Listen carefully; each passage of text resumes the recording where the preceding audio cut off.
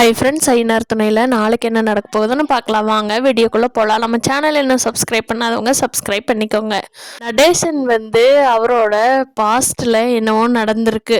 அதாவது பல்லவனோட அம்மாவை கூட்டிகிட்டு வந்தப்போவோ இல்லை சம்திங் அது ரிலேட்டடானவங்களோ சந்தா இல்லை அவங்க ஜாதியில் வேறு ஏதாவது ஒரு இது காரணமோ ஏதோ ஒன்று சம்திங் இருக்குது.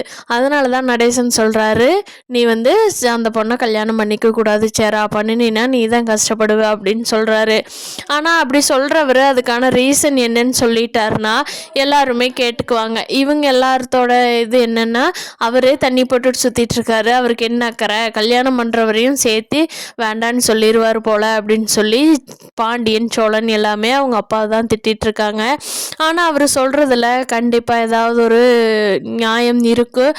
அது என்னங்கிறத அவர் ஓப்பனாக சொல்லிட்டாருன்னா நல்லாயிருக்கும். நிலாவுக்கு சோழனை டிவோர்ஸ் பண்ணுறது ரெண்டு மனசாக தான் இருக்காங்க.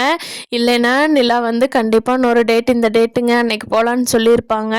அங்கேயும் கொஞ்சம் சாஃப்டாக தான் பேசுகிறாங்க. சோழனை விடுறதுக்கும் மனசு இல்லை, ஏற்றுக்கிறதுக்கும் நிலாவுக்கும் மனசு இல்லை. நிலாவோட கொலிக்கு இருக்கார் இல்லையா, அவர் நிலாவை லவ் பண்ணுறேன்னு சொல்லுவார். அப்படி சொன்னால் தான் நிலா மனசில் என்ன நினச்சிருக்காங்கங்கிறத வெளிப்படையாக வெளியில் சொல்லுவாங்க. அதாவது கல்யாணம் ஆயிடுச்சு, நான் சோழனை தான் விரும்புகிறேன்னோ அப்படிங்கிறத அதுக்கப்புறமா தான் சொல்லுவாங்க.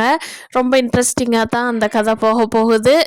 பாண்டிக்கும் வானதிக்கு இந்த தானாக கல்யாணம் நடந்தால் கூட இவங்க ரெண்டு பேரும் சேர்ந்து பிச்சுக்குவாங்களோங்கிற பயமாக இருக்குது. பார்க்கலாம் ஃப்ரெண்ட்ஸு, அடுத்தடுத்து இன்ட்ரெஸ்டிங்காக என்ன நடக்குதுங்கிறத. இந்த வீடியோ பிடிச்சிருந்தா லைக் பண்ணிக்கோங்க. நீங்கள் என்ன நினைக்கிறீங்கன்னு கீழே கமெண்ட் பண்ணுங்கள். தேங்க்யூ.